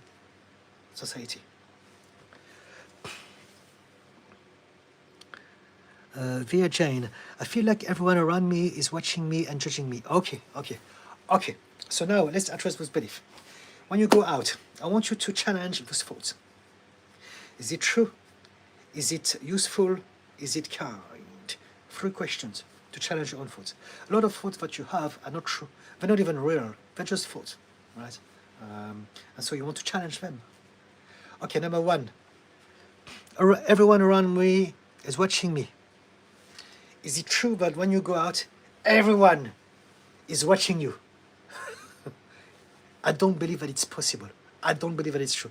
I don't believe that wherever you go, wherever you are, everyone is always watching you. No, it's not true. It's impossible. Switch on your rational mind and look around you. Is everyone watching me? Is all the pigeons also staring at me? No, it's not true. Number 1 is not true. You can easily see that. The other one is, they're judging me. Is everyone judging me? No. And you know why? Because they are busy with their own thoughts, they have their own insecurities, they have their own problems to deal with. And so you assume that they think about you, when more often than not, they're just thinking about themselves. They may be worried about how others are thinking about them, amongst other things. And so people are not judging us. For the vast majority of them, they are maybe, you are in their field of vision, and they may have some thoughts about you, but they're not judging you. That's not true. Question number 2, is it useful? Is it useful for you to believe that everyone is watching you and everyone is judging you? It's not useful. It's making you have anxiety. So it's actually very unuseful. I don't know if it's a word. It's not helping you, right? So not true, not useful. Not everyone is watching you, not everyone is judging you. And finally, is it kind? Is it kind for you to have such thoughts? No. Because it's making problems in your life. It's creating problems. So you want to, and also not only is making you feel bad, but it's also unkind to people because you're not allowing yourself to connect with them at a deep level. Because you're always on guard, you're protecting yourself against them. And so you're doing yourself and themselves a disservice. Because we live in a society to connect with people and to make the most of together, everyone. But if you are creating a wall between you and the others, now you're not going to experience this. You're not going to allow them to experience this with you either. So yes, challenge your own thoughts. Is it true? Is it useful? Is it kind? And you realize that it's not true. Not everyone around you is watching you wherever that you go all the time. Not everyone around you is judging you wherever that you are all the time either. Right? Unless you have some physical deformities. That'll be the case. There are exceptions. To every rules, there are exceptions. And so if you have some face that is different than people, than most people, sadly, we live in a very judgmental and cruel and reactive society where people are going to mock, judge, stare, wonder.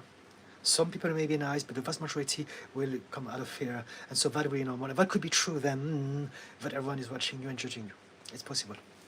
But if that's not the case, then you can apply everything that I said. If that is the case, then we can talk about this, but I need you to tell me if that is the case. Do you look very different to most people? Were you born different? Physically?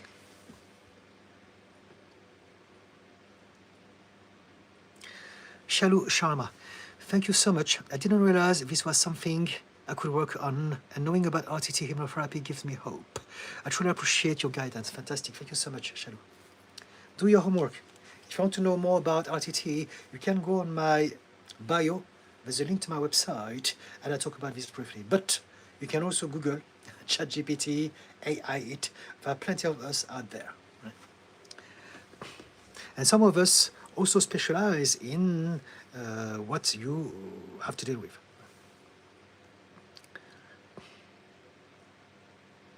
Pumpkin puff. Yes, sorry for wording that weird. I'm used to putting all my struggles on my shoulders, and like I am a bother for asking for help, so I just drown myself in my pain.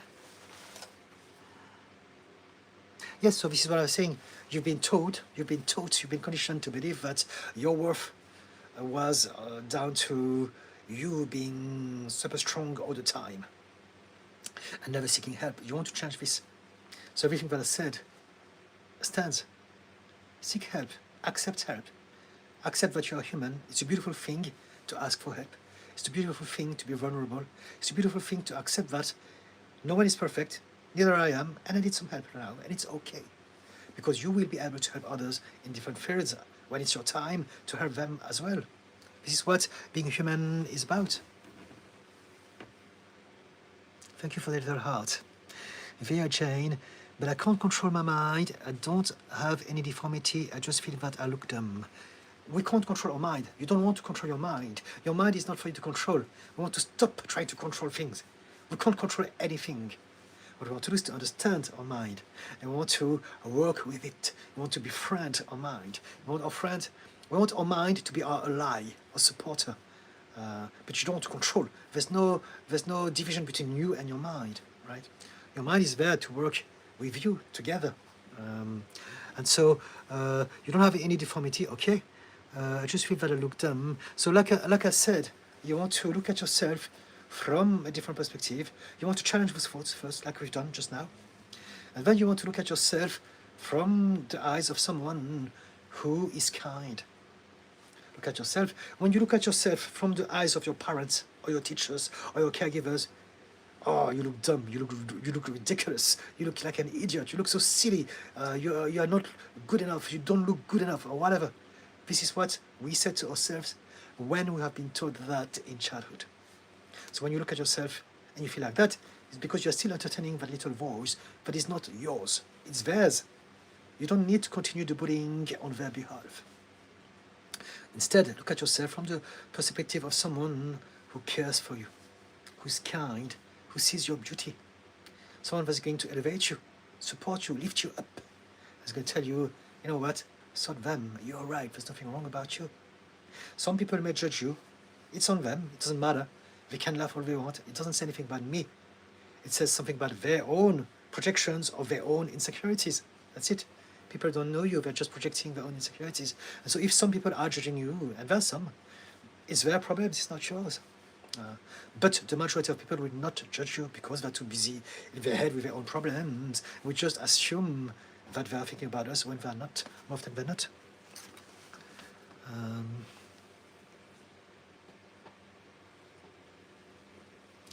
Life Boy Soap. Are you from Nagaland? I don't know what is Nagaland. Please be kind. I'm not sure if it's a troll or if you're serious, but this page is to help people. So please be kind.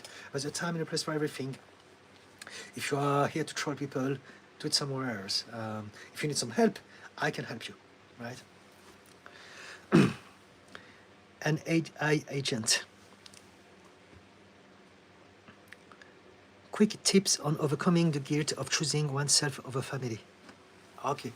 You want to realize that if you had to choose yourself over your family, it means that that family was not your family. They're just people who happened to be there when you were born, and you happen to share the same blood. They're not your family. We had that chat just before, and someone said something very good. There's a difference between family and relatives. Relatives are the ones that you're born with, and they're not always your family. Sometimes those relatives, they are your first bullies. They just hurt you because they don't know how to behave with people in any other way for X or Z reason. And so you want to accept that you are not a continuation of them. You just happen to be there. They gave you a roof. They made you out of flesh and bones, but you don't have any other connection with those people. And so it's easier for you to let go of the guilt. You want to realize that those people, they don't deserve anything else. They don't deserve my love because they never loved me in the first place. The way we explain it is that very often, for those of us who had a difficult childhood, we don't come from those people. We came through them. We came from the universe. We are made of energy that existed in stars zillions of years ago. We are made of all sorts of different things. And this is where we come from. We come from the universe. And we came through them. And it's for you now to find your tribe, find your new family, find people who can see you and accept you and love you and support you unconditionally. Those are your people. People from the past, you can move on. You don't owe them anything, because if you had to choose yourself, if you have to choose yourself over them, it means that they don't deserve anything else. The way you feel about them is the direct result of how they have treated you. So don't feel guilty for doing what you have to do to be happy, because you deserve to be happy. I hope it makes sense. We suffer because we have some belief, that's just belief. You must be loyal to your family. And again, I talked about it earlier on that very live. Why would you be loyal to people who have done nothing to deserve your loyalty? Right? We do this because, principle, this is how it goes. Blood is thicker than water or whatever. And they're just belief. They're old, antiquated belief that don't work for so many of us. So let go of that belief. Realize there are some people who deserve my love, time, attention, and some who don't. That's it. There are only two types of people in the world. People who support you and the rest. People with whom you feel aligned, for whom it's easy for you to be yourself. And the rest, there are zillions of people. Don't waste your time with the wrong people. Right? I hope it helps. AI agent. Walker Dude 5. I was wondering what you and your husband's love languages are. I don't know what you call love language. I don't understand. I'm not sure I understand what you mean. Just basic stuff. We are both neurodivergent, and so we respect each other's space, privacy, and peace. And so we do a lot of things. We enjoy being together without doing a lot of things together. I think this is what we call parallel play. And this is what a lot of neurodiverse couples go through. We don't need to do amazing stuff every weekend together. Like a lot of people say, if you don't do great things together in a couple, your relationship is ruined. It's not true. For many of us, just being with someone whom we can trust and we feel safe with, even if it's just watching TV. I think one of the favorite things we do is just watch some whatever TV, and we don't do this a lot, but every now and then, a little bit, just that is good. We don't need to justify, to explain, to talk, to do anything. Just being together in the same space, so knowing that we have each other's back is all that we need in life, and that's perfect. and he has his own things, and I have my own things, and we are very, very different in any aspect. So because of what I do, I make sure that every day we spend time connecting, talking about bits and bobs, and it's a habit that I had to implement because he's autistic, so he would never do that. But for me, it's necessary, and I believe that it's also good for him. So we do this every day. We connect. He listens to the things that I've been thinking about on the day, and I have interest into the things that he does. He's not into antiquities, old stuff, objects. He's an antique dealer. And so I normally don't care about things, stuff. I'm very functional. But I have learned how to appreciate those things through him. Because when you love someone, you want to love what they love. You want to find some interest in what they do, to understand how they feel about whatever that they enjoy, the special interest. And so, yeah, I'm not sure if that's what you mean by our love language. Is it Walker Jude? Julie Mans, hi, like your taste. Okay, something about, I don't know, is it about my look? I'm not sure. Pumpkin Puff, thank you, Didi. Sorry for asking again if you already answered, but how would you recommend starting restructuring my thoughts away from shaming myself and self-sabotage? It's different for everyone. And so there's not one very specific advice that I've given you yet. But at a general level, you want to highlight the things that you like about yourself. And you want to remind yourself that if you feel shame, it's because you are still looking at yourself from the perspective of the people who shamed you. So change that perspective. Look at yourself from the perspective of someone who wants to be good and kind and supportive to you instead. Become your best friend. Talk to yourself the way you would talk to your friend. If one of your friends came to you and said to you the things that you say to yourself, I'm feeling rubbish, life is shit, I'm worthless, you wouldn't say to them, yes, it's true, you're worth nothing, you might as well unalive yourself. You would never say that. You would say, no, you're amazing. I like that about yourself. I want you to remember that you have that power. You can do that. You have achieved so much. I believe in you. I support you. And this is what you want to do. Talk to yourself like that. Whatever shame that you have is only a program that people have put in your mind because they kept on telling you that for a long time and you believed them. And so whatever that you're ashamed about, tell me, what is it that you're ashamed of? I talked about this with someone who was ashamed of being stupid. What is it? Is it because of your look? Is it because of your intelligence? Is it because of your worth as a human being? What is it about you that you're ashamed of the most? And we can use this as an example together if you want. AI agent. Nagaland is a state in India. Why would you ask me that? Out of the whole world. Do I look like I'm from Nagaland? I have to be careful because there's so many trolls. That's why I'm being a bit cautious here. If it's a genuine question, I'm surprised that it is being asked, but no, I am not from Nagaland.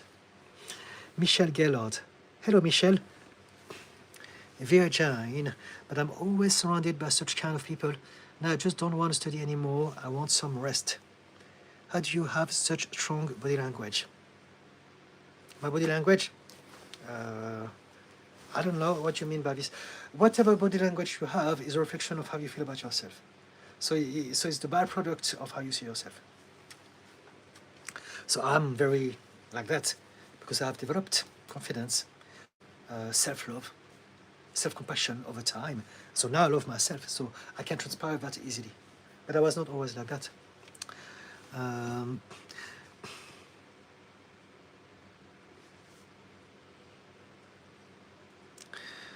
I believe that you're overwhelmed with your studies and you find it difficult to be there.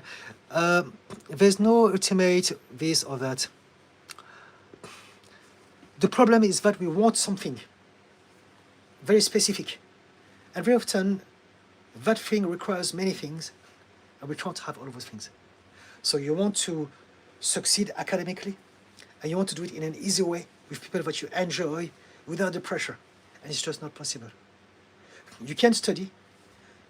You can be away from people that you don't like. You can do less. But you can't have all of those things together. And so it's about choosing and realizing what you can do. What can you do? What is the easiest thing for you to do? And just focus on the easiest thing that you can do. Don't try to have and to do and to accomplish everything in the way that you want, at the time that you want it to be done, because this is creating the pressure and the confusion and the overwhelm. So focus, what is it that I can do to feel a bit better about myself? And just focus on that little thing and get started. And it's not going to be perfect. There's going to be a lot of things that you dislike about your life, but at least you have something started that you can work on. And this is what you want to do. Focus on an entry point. Focus on something that can alleviate the pressure. What is it that you can do to feel better about yourself? Well, what I would suggest you is to stop overthinking. Stop worrying. I want you to realize that your studies are not everything. I know it's impossible to believe from where you're standing at this point in time, but whether you succeed or not in your studies doesn't matter. You have your whole life to discover who you are and what you can do. Sometimes studies help, sometimes they don't. Studies is not everything. But understand you have the pressure of your parents, your community, the expectations that you have of yourself. But you can't change all those things. Realize that you are trying to please too many people, too many things that you want to accomplish in one go. It's not possible. You're overwhelmed. and that is making the social anxiety even worse. And so what I suggest for you is to focus on doing anything that can make you feel a bit better about yourself. Just that. Stop worrying about the future. Stop worrying about what may happen if you don't succeed. You're putting too much pressure on your own self, probably because of your family and your communities who want you to be this and that, and it's very difficult for you. And so realize that we all have some possibilities, but we can't have everything right around now. So find out what is more important to you. If your studies are more important to you, you will do anything to sacrifice everything to make it happen. But you can be miserable, and you may create a lot of problems. You may not even be able to do this anyway. So my advice is chill, let go of the pressure. Do what you can, one baby step at a time, one day at a time. Do your best to enjoy what you are doing, and if it's too much, stop. And appreciate that this is what you can do today, and then the next day, see what you can do one day at a time. Does that help, Virginia? We create problems for ourselves because of all the wants, all the desire that we have. And most of those things we can have, but not all of it at the same time and in exactly the same way we want, exactly the way we want it to be done. We can have some alternative, but are close enough over a long period of time. I hope it makes sense, Virginia. Walker Dude, yes, thank you. Pumpkin Puff, I have a personal question for you. How did you and your husband fall in love and continue to be connected? All right, it's a long story. We've been together 20 years now. And so we've met in a tattoo shop. So it's a long story. I don't want to talk about it now because my mind is not on that sort of wavelength. And also, I've been here for a little while. I'll be happy to talk about it next time at the beginning of the life so that I can really invest myself in that sort of stories. But we've been discovering each other. And we have a very similar, I don't know if it's similar. We have some things that are very important to us that are similar. Everything else, we are totally different. But there are some things that are very important. And those things are, I think, an open-mindedness, an understanding that we are different. We always felt like freaks, like weirdos, like aliens in this world. And so we had that in common. And that allowed us to have more patience and compassion and empathy for one another, when most people would have given up a long time ago. But the way we started our relationship was very, very difficult. The first 2 years we used to fight every single day, and it was very, very bad. And yet we stuck. I think because of that, because we knew that there was something else behind the behavior. We understood that no one can behave the way we do out of choice. It was reaction because of our childhood. And so we understood that, and we decided to learn how to heal it together and to understand each other. And it's a process that lasted a long time, and it's still ongoing, and it's getting better all the time, so he's doing well. 20 years now.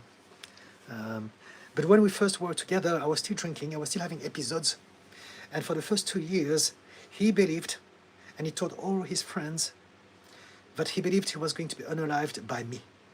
I will put an end to his life. Because I was all over the place, because of my episodes. And so that's how far we have come together. And despite this, he stuck with me. All his friends hated me and told him to let go of me. And yet, he stayed. And eventually, things happened. Different things happened all throughout. So there's a lot of things to talk about. And we started to become better and better and better. And after 2 years, things started to change already a lot. But then, at year 3, I changed a lot. Mostly because of my own experience with my past, my own healing aha moments. And then, yeah, nothing is just because of this or that. And so life happened. How do we fall in love and continue to be connected? We stay open-minded, we give each other space, we understand each other, we accept each other unconditionally. We are the person that we wished we had when we were younger. Someone who is understanding, someone who is open-minded, and someone who is safe despite everything.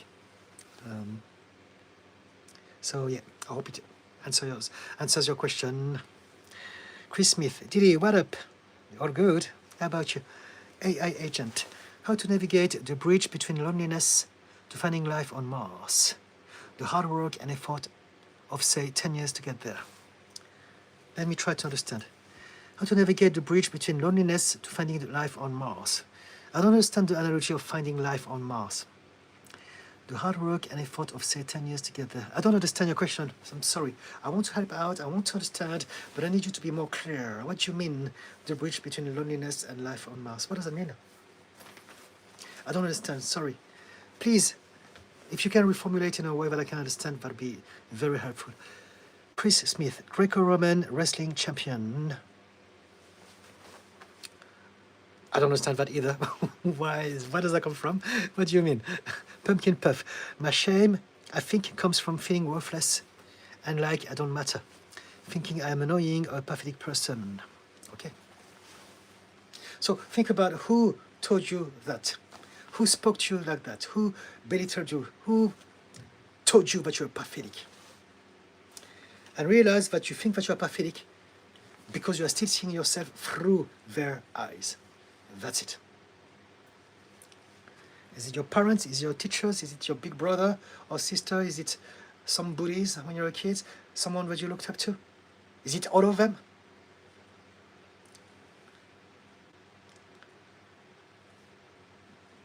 If that's the case, they're all wrong. And you don't need to believe what they told you.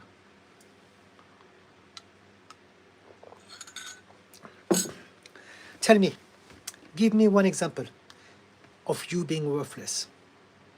What do you believe is it about you that will indicate that you are worthless? Tell me that, and we can dismantle this together right around now. You can address all the thoughts that you have, all the beliefs that you have one by one, by asking yourself what I suggested before. Is it true? Is it useful? Is it kind?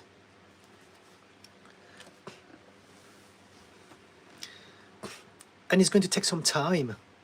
And of course, if you used therapy or anything that addresses your subconscious mind, it would be much, much quicker. But you can also do it on your own. It's possible. I don't know, I never want to be the guy who says you can't heal unless you seek professional help. It's not true. Nowadays, more than ever, there's so much information at the tip of a finger, or even with your voice. So we can absolutely find help, even if we can't afford therapy. City, hi, I like listening to you. Thank you so much, City. Pumpkin Puff, thank you for sharing. That's lovely that you both are what each other needed and wanted. Yes, we have become, and we're still becoming, we're still learning, and it's a lifelong journey, and it's great. Thank you. And also, it's from someone like me, again, bipolar, BPD, terribly low self-esteem, lots of self-hatred. And so I've ruined every single relationship in the past, except this one. I tried to ruin it the first 2 years and it didn't work. So I think there's a part of me, a part of life, who decided that's enough. Now it's time for you to learn something else with that person. And we did.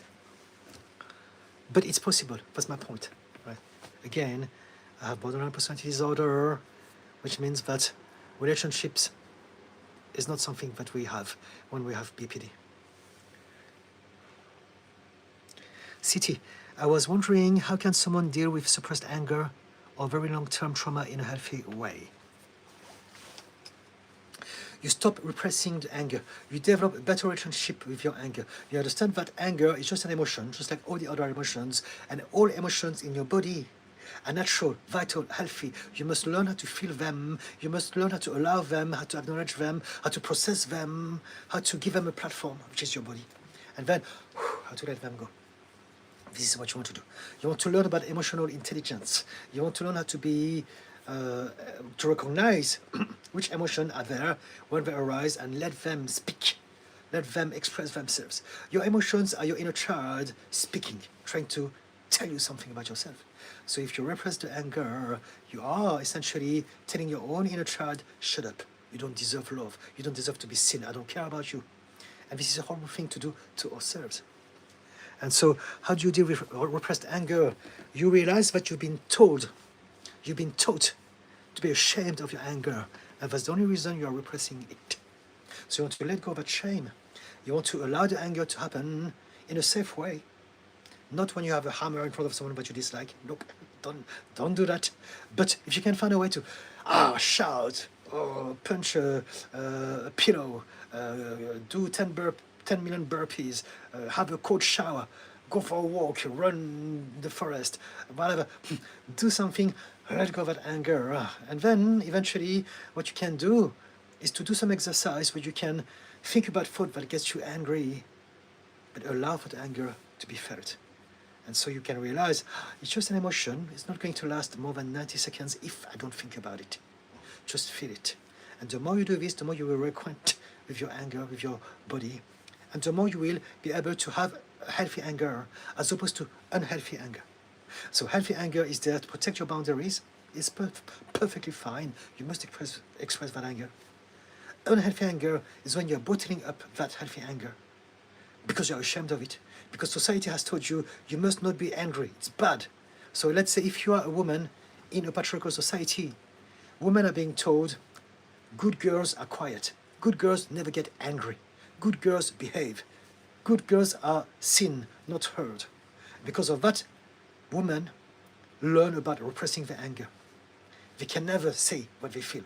And that develops into a lot of problems.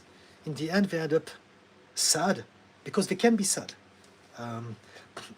But also, the anger ends up coming out at the wrong time for the wrong reasons. Because it's there. The energy is still in your body. It's not going anywhere until you process it. And so it will come out at the wrong time for the wrong reasons. And that's how people are being taught that they are hysterical, that they can't control themselves. It's because they are bottling up all that healthy anger that is now turned toxic. Right? So society is the culprit, is teaching us to be ashamed about some of our emotions. So typically, women are ashamed of being angry, so they hold all the anger.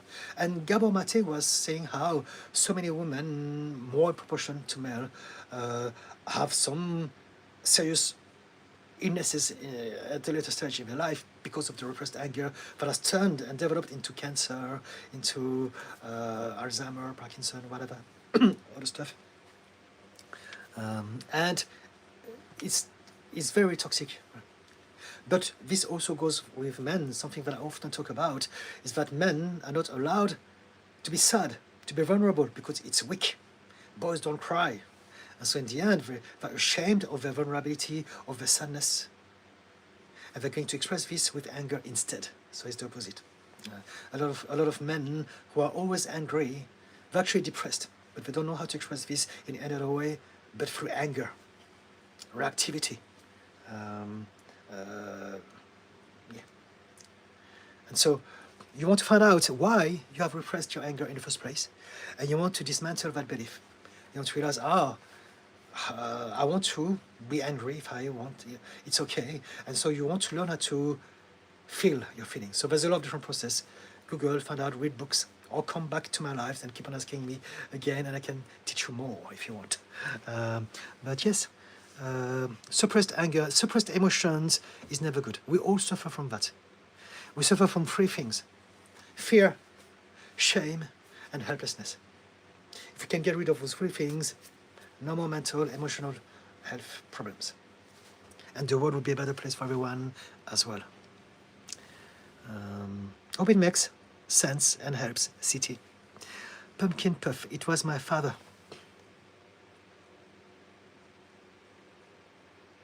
What about your father? I lost the plot. I don't understand where it's coming from, your father.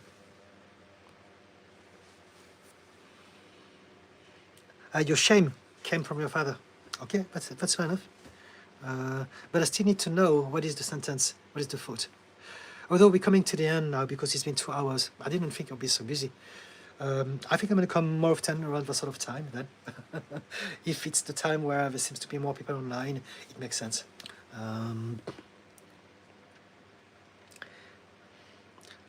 Virgin, bro, I am born and brought up in India, and my family is all full of successful people. My siblings and my cousins were really intelligent. Currently, I'm preparing for G exam. It's pretty tough. Okay, so you're under pressure because you believe that your worth is down to how much you can impress people through your academic adventures, right?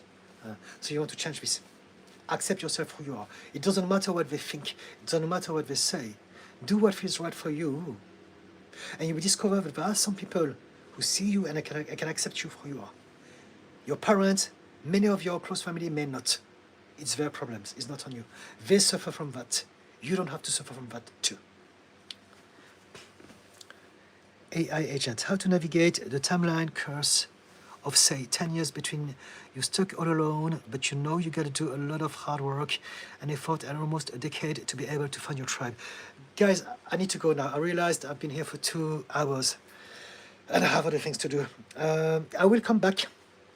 I will come back tomorrow at 4 o'clock. Tomorrow, Saturday. So if you're around, you can join. If not, in the future, I may change things around, and I'm not sure if I will continue on Saturdays, but I will try more live from 6 p.m. UK time, weekdays. I think it's a good slot. I like it when it's more busy and there are more engagements, like it was tonight. That was very good, at my level. And so I'm going to read the last comment very briefly, but just so you know, this is we're coming to the end of the live now because I've got other things to do. I will come back. You're all very important to me, and I want to talk about all those things, but maybe we can do this together next time. And so if you bumped into my page by accident, do follow me, do subscribe on YouTube, please, so that the next time I go live, you can see me popping in, or even see it when it's scheduled and join, and we can continue that conversation together. Alternatively, I am also on TikTok. So YouTube, TikTok, I do live on both channels and I share content on both channels. At the moment, it's all short videos, but from 2 weeks' time, I will resume my production of long-form video content on YouTube. So something to look forward if you enjoy my material, my content. Okay, so AI agent, I want to talk about this, but I will talk about it next time. If you can come back next time and ask me again, and I will make sure that I go deeply and thoroughly into that conversation with you. Pumpkin Puff. I was bullied a lot as a kid, but I'd say it's mostly my father. He would always tell my brother and I that if you're not perfect to these standards, you're dumb. Okay, I understand. Okay, same to you. I want to continue with that. I'm sure that we'll continue next time. Please remind me. I'm sorry to hear about that, and it's very sad, and I do want to talk about it, but we have to do this next time. I hope you understand. Via Jane, only 4,000 students get into a good college amongst 1.8 million people who give the exam, and also all my siblings scored all India rank under 100, and they get into, it's like they're in India best college. I understand, I get it, but a lot of people succeed despite not doing all those things. And so look at them instead, right? Change your role model to make your life easier. Virgin, they got into like the India best college, and my parents and society is expecting same from me, but I can't do that. I don't like math and physics. So don't do this. You are killing yourself, literally. If it's not your thing, you're trying to please them, you should focus on yourself. It doesn't matter if you don't have their support. Do whatever works for you, because this is your life. It's your life, it's not theirs. So do what feels right for you, and you'll be all right. And we can continue that next time together, please.